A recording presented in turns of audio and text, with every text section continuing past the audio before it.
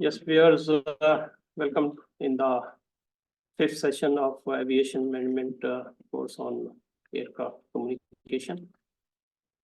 In this fifth session, we will be discussing the different techniques which are to be adopted by the communicator operator or the person who is communicating. Which techniques gives the effective communication. So I'm your facilitator, and we will be having about 8 to 10 slides. First two slides will be repeating the last lecture. In last session, we have discussed three types of communication, navigation, and monitoring system, and the three types of VHF, HF, and UHF transceivers, and how to communicate air to air, air to ground, and from ground to air. But while we're discussing the things, we will be just having the management perspective. So what the management has to do with these equipments, instruments, and the environment. So management has to think about the effect of the obstructions in aircraft communication, effect of weather, and we have to look for the quality of sound, and of course, the one of the important thing, the requirement of antenna. When the aircraft is in the air, that is being looked after by the pilot. But when the aircraft is on ground, or parked at some airport, the ground management staff has to look after the antenna, because in the last session we have seen the antennas on the aircraft are installed outside the aircraft. So one has to take care of that antenna. If definitely the management people who's making the management on the air side of the airport, when the aircraft is on ground, they have to look after it. So 2, 3, 4 things we have to care at the aviation management perspective. Effect of the obstructions on the aircraft communication, effect of weather, quality of sound, how it is affected, and then the antenna's requirement. So this is again back from the last sessions, various environment in which you are working to communicate with the aircraft, and you have to take care of the equipment and take care of the techniques. What is the proper technique to adopt that? So radio communication is one of the popular ways of communication with the aircraft. It is a complex process, and it involves several steps like modulation, transmission, and reception. The signals are received by the antenna and receiving and convert it into receiver as designed. HF communication is normally used for the long distance, but the quality of speech is not good. VHF transmissions are used, transceivers are used for the medium distance communication, and quality of sound, quality of communication is acceptable. Whereas UHF transceivers are used for the very short range, but the quality of sound is very, very high, very, very high, very precise, but range is small. So being an aviation management person, you have to use the multiple techniques, where you have to use HF communication, where you have to use VHF communication, or where you have to use UHF communication. It depends upon the requirement of the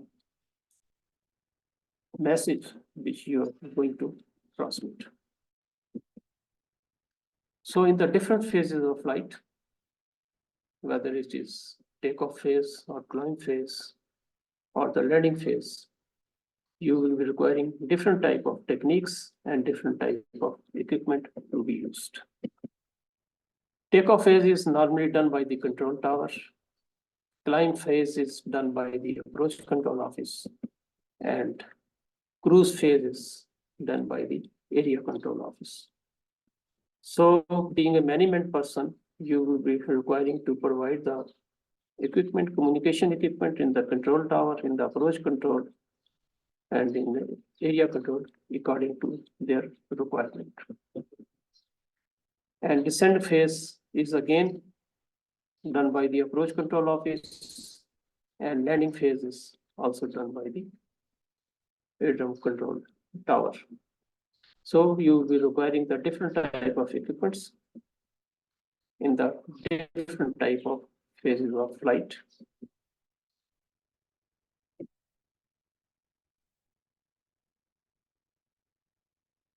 So next slide is regarding the aviation communication procedures on ground or in the air or in the route or on board.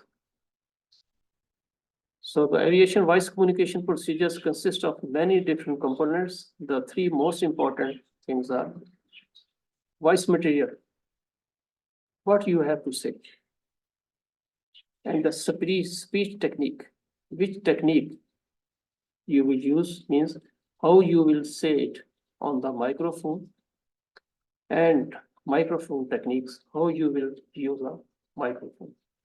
There are various types of microphones used in the aviation communication. According to requirements, some are headsets, some are just mouthpiece, some microphones are held in the hands. As we can see on the right side, this is the pilot photographs, and he is using the headsets. This is the microphone, mouthpiece, and this is receiver. Whereas in the lower picture, you can see the headset, but it is mic or microphone is held by hand. So there are different type of things. But in the speech techniques, you have to see the rhythm. And the book says, use short sentences, divide into phrases, and maintain a natural rhythm of your speech. Speak slightly slower. ICAO recommends your rate of speech should be 100 words per minute. And then speak quietly. Volume should be as far as normal conversation.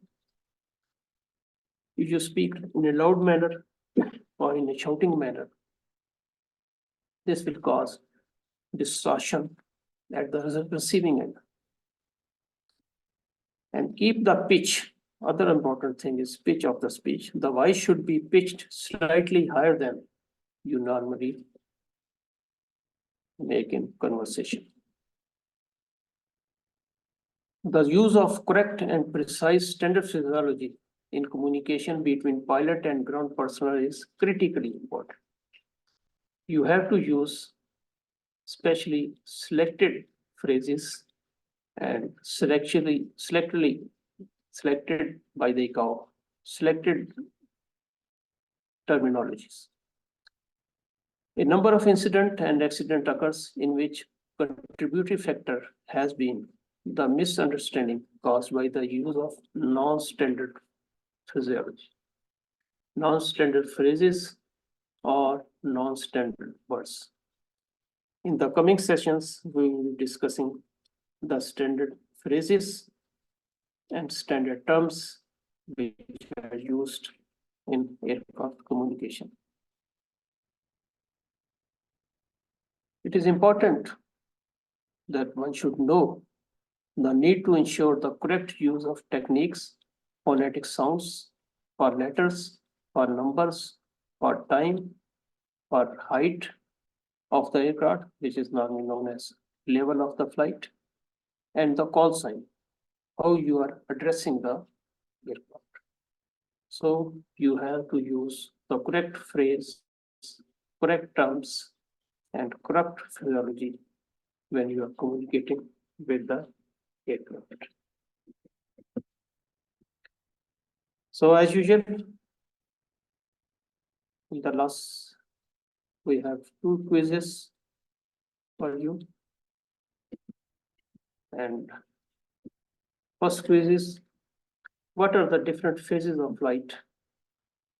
And how you select the radio transceiver for aircraft communication in that particular phase of flight. You will go scroll the slides and you will find the correct answer. And sometimes you have to consult 2 or 3 slides to find out the answer of this quiz. The second quiz is in aircraft communication. What are the best speech and microphone techniques to have effective communication? The important word is to have the effective communications. You have to take care of many things, which also includes the rate of speech and other parameters. Just scroll the flight, listen to my conversation, and you will be able to answer these 2 quizzes. If you feel any difficulty, please contact the given links, Aviation Looks Management, and they will be able to answer your queries. Thank you.